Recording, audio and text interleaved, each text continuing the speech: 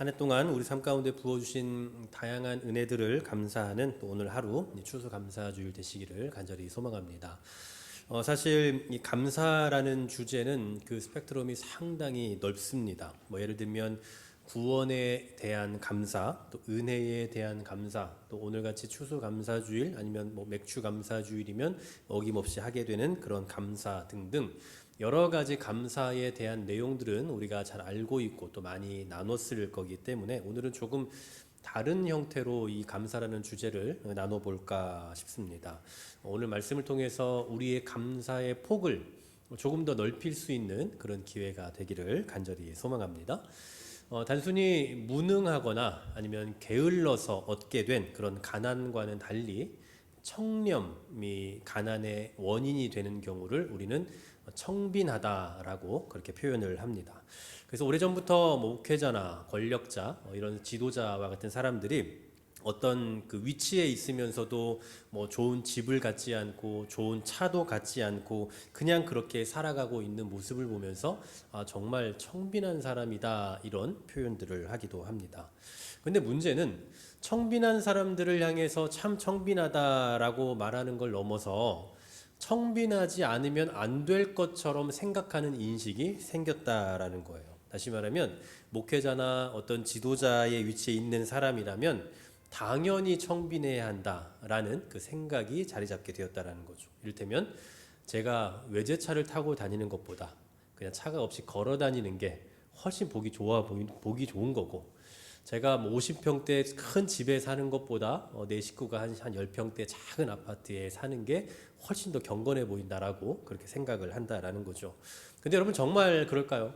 정말 가난에서부터 경건이 나오는 게 사실이냐라는 겁니다. 만일에 그게 사실이라면 우리 중에 좀 수입이 조금 많으신 분들은 당장에 경건하지 않은 분이 되는 겁니다. 그리고 오늘부터 우린 당장 우리 신앙인들은 가난해지기 운동을 합시다라고 그렇게 외쳐야겠죠. 하지만 성경은 우리를 향해서 가난해야 한다 아니면 청빈해야 한다라고 그렇게 말하고 있지는 않습니다. 물론 부자가 되라고도 말하지 않죠. 그 대신 성경은 우리가 어떤 욕망을 품고 또 어떤 부를 소유해야 하는가에 대해서 말씀해 주고 있습니다. 그 중에서도 성경의 주된 관심사는 욕망이나 부의 정도, 그 크기가 아니라 욕망이나 부의 방향이에요. 방향.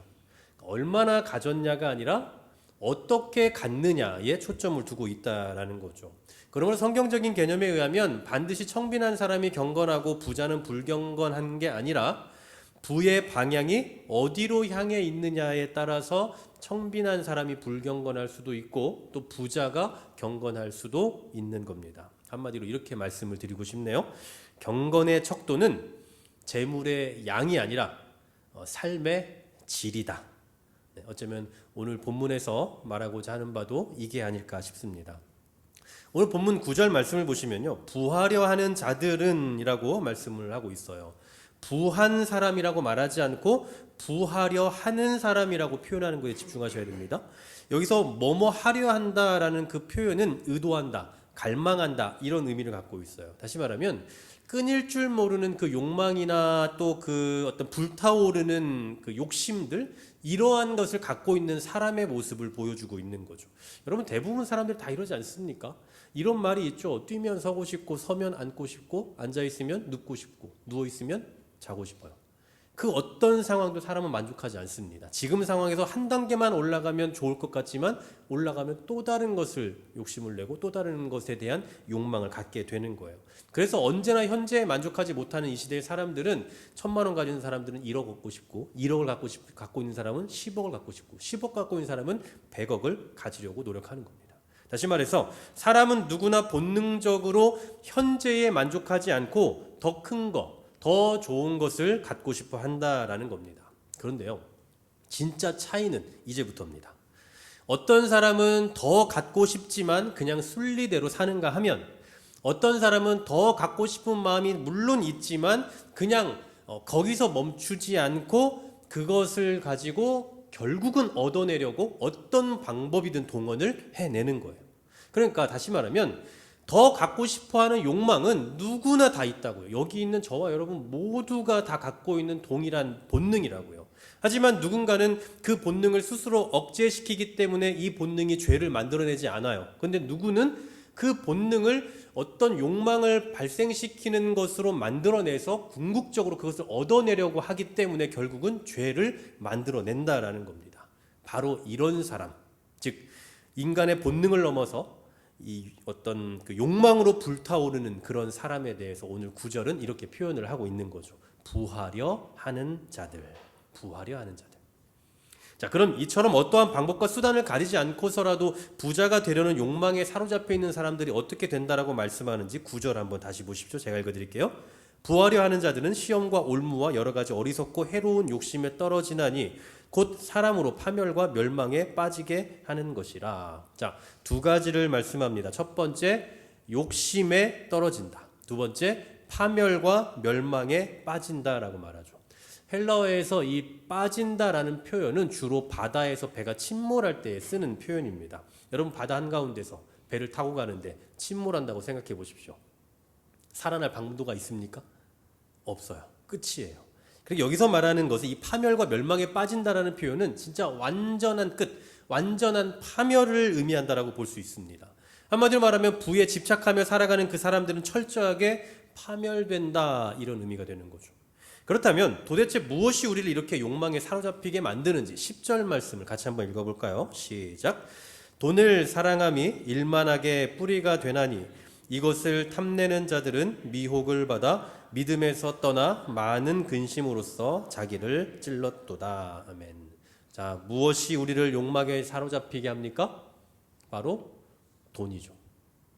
근데 여기서 바울이 말하고자 하는 건요, 단순히 돈 자체가 아니라 다른 이야기를 하고 있어요. 그러니까 돈 자체에 대해서 악이라고 말하고 악이라 규정하면서 돈이 우리를 아주 못되게 만든다, 이렇게 말하지 않고 다른 말을 한다고요. 자, 본문을 다시 한번 잘 보십시오. 돈은 일만하게 뿌리다라고 말하지 않죠. 대신에 돈을 사랑함이 일만하게 뿌리다라고 말씀해요. 무슨 얘기냐면 돈 자체가 문제가 아니라 돈을 사랑하는 그 마음이 문제라, 이 얘기입니다. 자, 왜 이게 문제가 되는지 한번 잘 보십시오. 돈을 사랑함이 일만하게 뿌리가 된다라고 이야기하는데 여기서 말하는 일만은 우리가 알고 있는 일십, 백, 천만 하는 그 일만이라는 제한된 수를 말하는 게 아니라 모든이라는 의미를 갖고 있어요. 모든. 그러니까 직역을 해보면 일만악이라는 표현보다 모든 악이라고 직역을 해볼 수가 있겠죠. 뿐만 아니라 일만하게 뿌리가 되나니라고 말해요. 근데 되나니라는 이 표현은 약간 뭔가 여지를 두는 표현입니다. 될 수도 있고 안 될 수도 있다라는 표현이 돼요. 그래서 영어로는 become이라고 볼 수 있는데 헬라어에서 보면 이게 become의 의미를 지니지 않고 is라는 뜻을 지녀요. 그러니까 이게 돈을 사랑함이 일만하게 뿌리가 될 수도 있다가 아니라 뿌리가 된다. 뭐 이런 것 저런 거 다 빼고 그냥 쉽게 딱 설명을 드릴게요. 이 10절을 원문에 가깝게 직역을 하면 이렇게 되는 거죠. 돈을 사랑함이 모든 악의 뿌리이다. 네, 간단히 정리가 되죠. 돈을 사랑하는 것은 이 세상에서 우리가 볼 수 있는 모든 악의 뿌리가 된다, 이 얘기예요.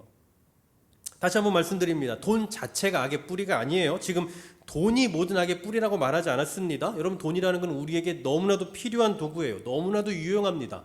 하지만 필요한 것을 갖는 것과 필요한 것을 사랑하는 건 엄연히 다른 얘기입니다.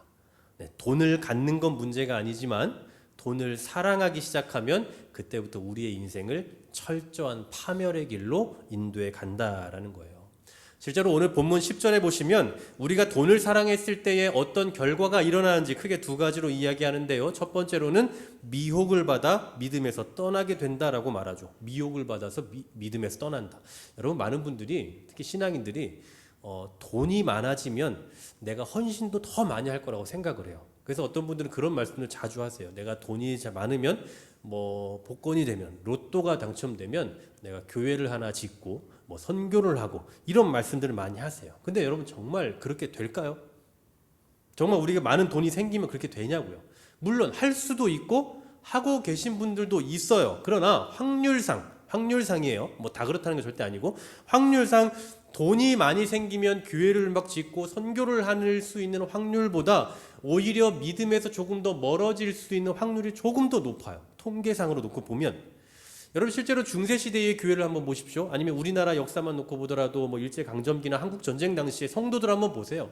핍박이 있으면 있을수록 그 핍박을 등에 업고 점점 더 견고한 신앙인이 돼가지 않았습니까? 그렇게 살아가다가 이제 세상이 살기 좋아졌어요. 시대가 살기 좋아졌습니다. 경제가 발전했습니다. 살기 너무 좋아지니까 신앙은 어떻게 되던가요? 교회가 막 점점 자라고 성도들이 점점 많아지던가요? 아니요. 사람들이 갈수록 빠져나가요. 우리의 신앙도 점점 약화됩니다. 이제는 교회를 뭐 선하다, 필요하다라고 말하는 게 아니라 교회는 악이다라고 규정하는 사람들을 우리 주변에서 쉽게 만나볼 수도 있습니다. 이런 것만 보더라도요. 돈이 많아지고 경제가 발전하고 형편이 좋아진다고 해서 신앙이 좋아지는 건 아니라는 걸 알 수가 있어요. 한마디로 형편이 나아진다고 해서 내 신앙이 더 좋아질 거라는 생각은 죄송하지만 착각이다라는 말입니다. 그래서 오늘 본문 10절은 이렇게 말씀을 하는 거예요. 미혹을 받아 믿음에서 떠나. 미혹을 받아 믿음에서 떠나요. 어떻게든 더 많은 돈을 모으고 부를 축적하면 행복할 것 같지만 그럴수록 오히려 믿음에서 떠날 수 있다라고 경고를 하고 있는 겁니다. 돈을 사랑할 때 나타날 수 있는 또 하나의 결과가 있습니다. 두 번째로 많은 근심이 쌓인대요. 10절 하반절에 이렇게 말씀하죠. 많은 근심으로써 자기를 찔렀도다. 자, 많은 근심이 나를 찔렀다라고 말하는데 이 찔렀다라는 표현은 꿰뚫어서 관통했다라는 의미예요. 그러니까 이 손을 이쪽에서 찔려서 반대쪽으로 관통되었어요. 여러분 내 몸이 찔려서 관통이 되면 얼마나 괴롭습니까? 마치 그런 것처럼 수없이 많은 근심 걱정거리에 사로잡혀 살아가게 된다라는 거예요. 사실은 돈이 없어도 걱정이죠. 뭔가 사야 되고 뭔가가 필요해서 돈이 있어야 되는데 그때 돈이 없으면 그 얼마나 괴롭습니까? 그래서 돈만 있으면 근심이 다 사라질 것 같다. 돈만 있으면 다 해결될 것 같다라고 생각을 하는데 오히려 그 반대로 내 형편이 더 좋아지고 돈이 더 많아지면 많아질수록 내 형편이 나아지고 신앙이 좋아지는 게 아니라 내 몸이 뚫려 관통된 것처럼 고통스러움의 그 지경에 이를 수 있다라는 말씀을 하고 있는 거예요. 그래도 돈 많아서 고통 좀 받아봤으면 좋겠다 생각하시죠? 네. 그러면 안 돼요. 자, 이게 바로 돈을 사랑하는 삶의 결과입니다. 다시 말해서 돈이 많고 형편이 나아지면 뭐든지 다 좋아진다, 나아질 거라고 생각하지만 오히려 정반대의 결과가 나타날 수 있다라는 말입니다. 자, 결국 오늘 본문은 돈을 사랑하는 삶이 우리의 신앙에 미치는 해악이 얼마나 큰지를 말씀해 주고 있다라고 볼 수가 있어요. 그런데 문제가 하나 있습니다. 여기서 문제가 발생해요. 여러분 솔직히 우리가 살아가고 있는 이 세상에서 돈을 사랑하지 않고 살 수 있습니까? 여러분 돈은 너무나 필요한데 돈이 없으면 안 되는데 돈을 사랑하지 않고 살 수 있냐고요. 가끔은 우리가 대놓고 사랑하지 않죠. 난 돈을 사랑해 이런 분은 한 분도 안 계실 거예요.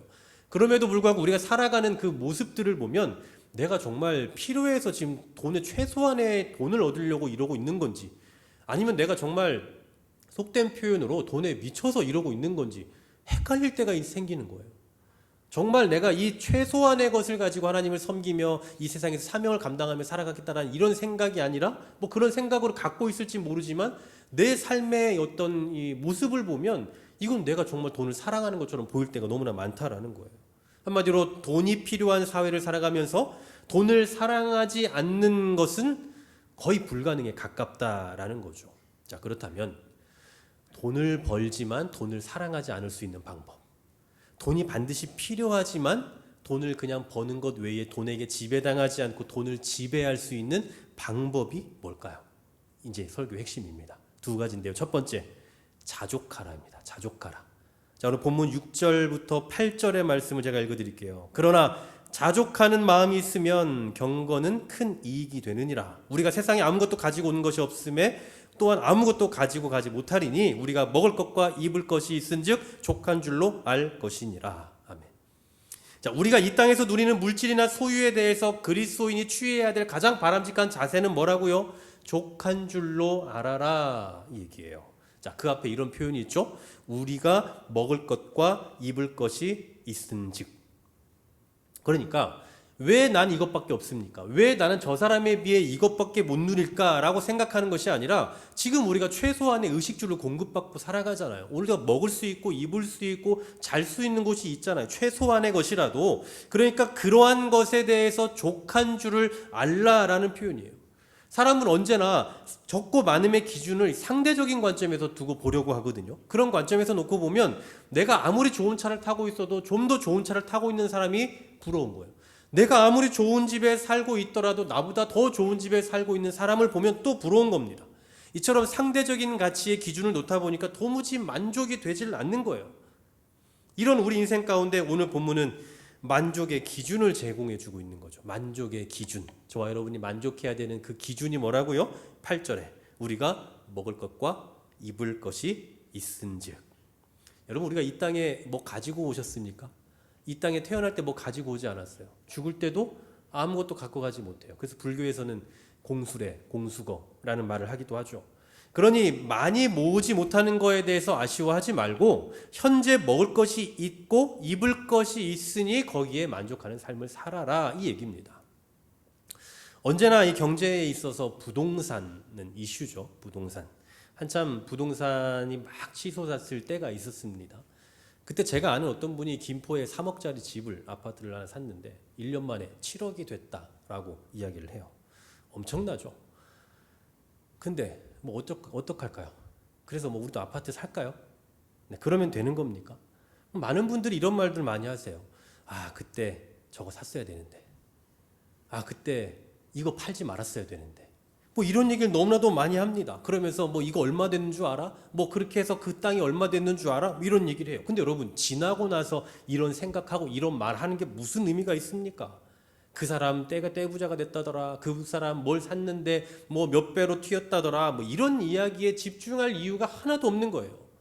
여러분, 강남 땅값이 얼마가 됐든 그게 우리랑 무슨 상관입니까? 강남 땅값이 얼마가 됐으면 그 주변도 다 잘 살까요? 여러분 다 알다시피 그 주변에는 지금도 힘들게 사는 분이 많아요. 그 주변에만 보더라도 뭐 저기 관악구나 이런 뭐 또 성동구나 이런 쪽만 보더라도 여러분 그 안에 정말 어렵게 사는 분들도 참 많이 살아가고 있단 말입니다. 그러니까 부동산이 몇 배가 됐다, 뭐 주식이 어떻게 됐다 해도 그런 것과 아무 상관없이 그냥 평범하게 의식주를 누리면서 그냥 사는 사람이, 모르겠어요. 제가 이걸 통계를 좀 찾아봤는데 통계가 뭐 찾을 수가 없어서 못 찾았는데 뭐 그냥 어림잡아 생각해봐도 한 90% 이상은 되지 않을까라는 생각을 해봐요.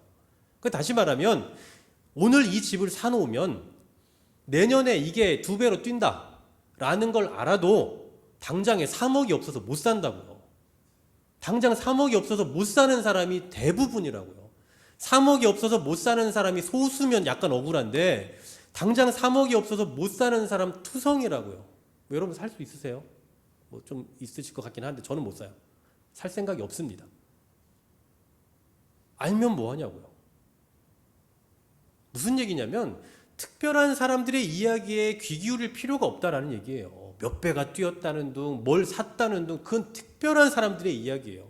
일반적인 보통의 사람들은 그런 삶과 전혀 무관하게 그냥 살고 있다고요. 근데 언제나 우리는 무엇에 귀를 기울이냐면 특별한 삶을 살아가고 있는 사람들, 특별하게 무언가를 누리고 있는 사람들에게 귀를 기울이니 언제나 내가 약해 보이고 나는 감사할 게 없어 보이는 거예요. 언제나 내 삶이 초라해 보이는 겁니다.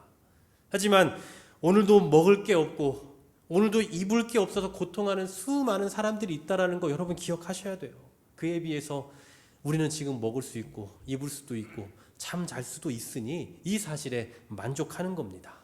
특별한 사람들의 이야기에 귀 기울이지 마시고 오늘도 가장 평범한 사람으로 가장 평범한 일상 속에서 먹고 마시고 잘 수 있고 입을 수 있다는 사실에 대해 감사하는 우리 모두가 되길 간절히 소망합니다. 또 돈에게 지배당하지 않고 돈을 지배할 수 있는 두 번째 방법입니다. 자족을 넘어 만족으로 나아가야 돼요. 자족을 넘어 만족으로 나아갑니다. 자, 오늘 본문에서 부하려 하는 자들과 돈을 사랑하는 자들에 대해서 경고하면서 자족에 대한 말씀을 해요. 스스로 만족하는 거죠. 그런 말씀을 하고 있는 이유는 뭐냐면 돈 모으지 말아라, 부자 되지 마라, 이런 가르침 아닙니다. 성경은 우리에게 그냥 부자 되지 말라, 돈 모으면 안 된다, 그냥 이런 얘기를 하고 있는 게 아니라고요. 그럼 뭡니까? 돈을 사랑할 이유가 하나도 없다. 왜냐하면 하나님께서 알아서 우리의 삶에 가장 적당하게 채워주실 것이기 때문이다라는 확신의 말씀이에요.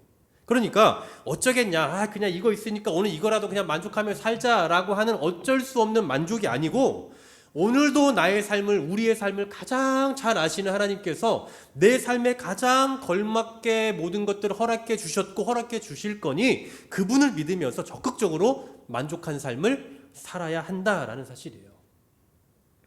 가끔 뭐 세계적인 디자이너다라고 말하면서 무슨 뭐 패션쇼 같은 것을 해요. 저는 그런 게 관심이 없습니다만, 가끔 뭐 사진이나 이런 걸 보면 뭐 저만 그런 생각을 하진 않을 것 같은데요. 대부분 그런 생각을 하실 것 같은데, 저도 안 입겠다라는 생각이 들어요. 아무리 유명한 무슨 사람이 뭐 이렇게 뭐 옷을 만들어서 그래서 뭐 디자인을 해서 막 정말 늘씬한 모델들이 다 입고 나오면 글쎄요, 하나도 멋있어 보이지가 않아요. 네, 그래서 저는 그냥 그렇게 생각합니다. 저도 못 입겠다도 못 입기도 하겠지만 저도 안 입겠다라는 생각이 들어요. 근데 만일 저에게 누군가가 제가 전혀 정말 관심이 없는 분야, 뭐 미술, 어떤 그 유명한 화가의 작품을 저에게 선물로 주겠다. 죄송하지만 집에 놓을 데가 없어요. 네, 걸 생각도 없고요. 저는 관심이 없습니다. 뭐 재테크를 하라라고 해서 일단 보관해 놓는다면 뭐 그럼 또 할 만도 하겠지만, 뭐 차라리 그런 거 주느니 그냥 당장 제 눈에 보이는 치킨 쿠폰 하나 주는 게 저를 훨씬 기쁘게 하는 일일 겁니다. 무슨 얘기예요? 비싸다고 다 좋은 게 아니고 좋은 거라고 해서 모두에게 다 좋은 게 아니란 얘기입니다. 자, 그럼 뭐가 가장 좋은 겁니까? 나에게 가장 어울리는 거예요. 나에게 가장 어울리는 거. 누군가는 엄청 많은 돈을 벌고, 누군가는 엄청 높은 대단한 권력을 가지고 있고, 누군가는 의리의리한 집에 살고, 누군가는 정말 비싼 차를 몰고 다니는데 나는 왜 그런 것이 없을까요? 나는 왜 그런 게 없을까요? 바로 나에게는 지금의 내 모습이 가장 어울리는 모습이기 때문이에요. 지금의 우리의 삶이 가장 나답기 때문이라고요. 다시 말해서 그 사람에게는 그게 어울리고 나에게는 이 모습이 어울리기 때문에 하나님께서 나에게 가장 어울리는 삶을 살게 하셨다라는 얘기입니다. 하나님께서 특별한 사람들에게만 복을 주시고 나에게는 복을 덜 주셔서 나는 저들에 비해 조금 못 사는 게 아니라, 하나님께서 우리 각자에게 가장 어울리는 삶을 살아갈 수 있도록 허락해 주셨다라는 사실이에요. 그러니 어떡하라는 겁니까? 뭐 이 정도면 됐다, 이게 아니라 적극적으로 만족합니다, 이거면 충분합니다 라는 그런 자세를 가지고 살아가라, 이 얘기예요. 근데 여러분, 솔직히 하나의 의문을 또 한번 제공해 보고 싶어요.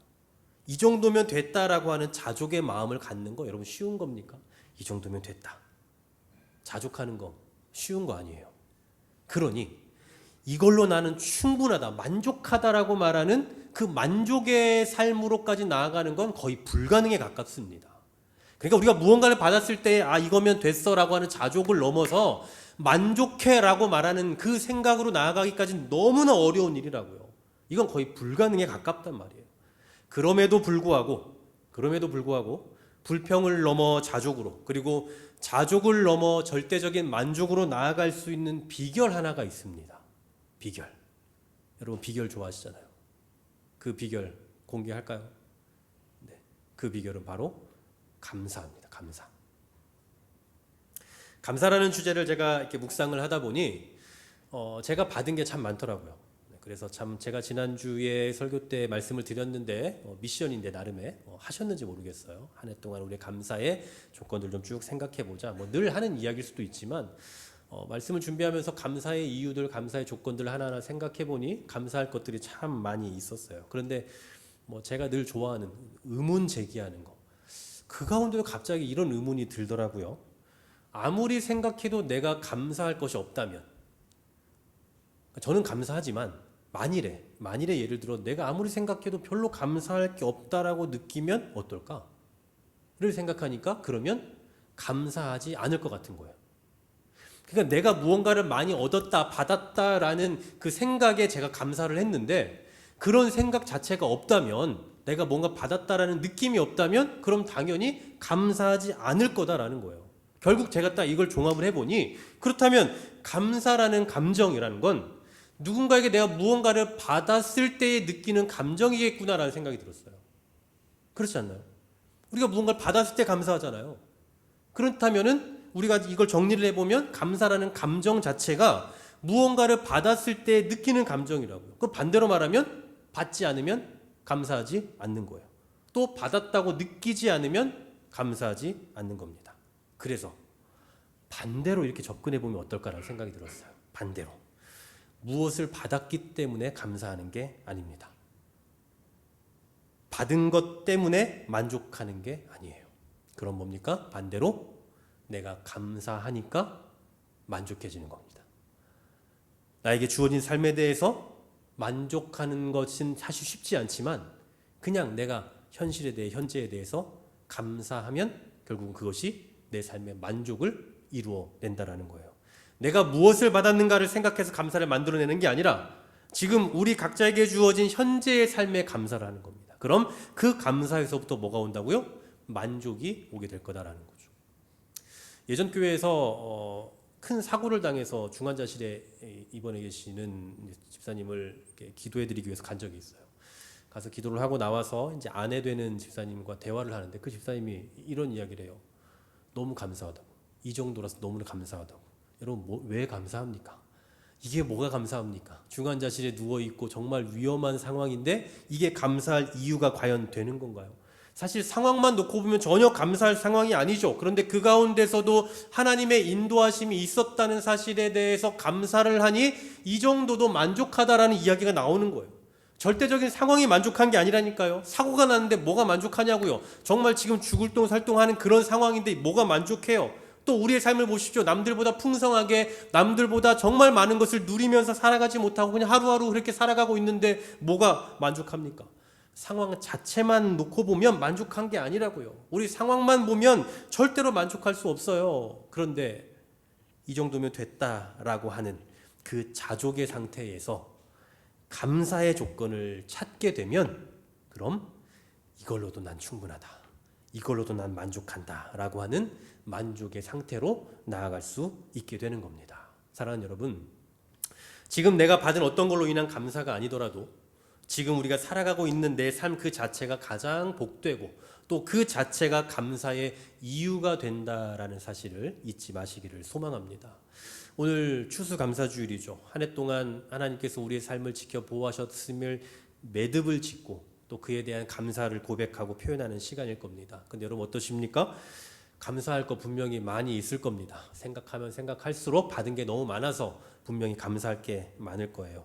하지만 특별한 것들에서 감사의 이유를 찾지 마시고 가장 일상적이고 가장 평범한 지극히 일상적인 우리의 삶 속에서 감사의 이유를 찾으시기를 바랍니다. 하나님 앞에 살아가는 우리는 이유가 있어서 감사한 게 아니라 감사하기 때문에 이유가 생기는 거예요. 감사하다 보니 기쁨도 생기고 감사하다 보니 여유도 생기고 감사하다 보니 우리가 살아갈 이유도 생기게 되는 겁니다. 그러므로 오늘도 우리가 하루를 살아갈 수 있음이 은혜입니다. 그러니 그냥 감사하시면 돼요. 굳이 우리가 감사할 이유를 생각하고 만들어내지 않아도 그냥 우리의 하루하루 숨쉬며 살아가는 이 삶에 대해 감사하는 삶을 살아갈 때에 이 삶은 결국 만족을 만들어낼 것입니다. 이처럼 내 삶 가운데 주어진 상황 하나하나가 하나님의 은혜임을 기억하며 언제나 감사의 삶을 살아감으로 자족을 넘어 만족의 삶을 살아가는 저와 여러분 될 수 있기를 주님의 이름으로 간절히 소망합니다. 기도하겠습니다.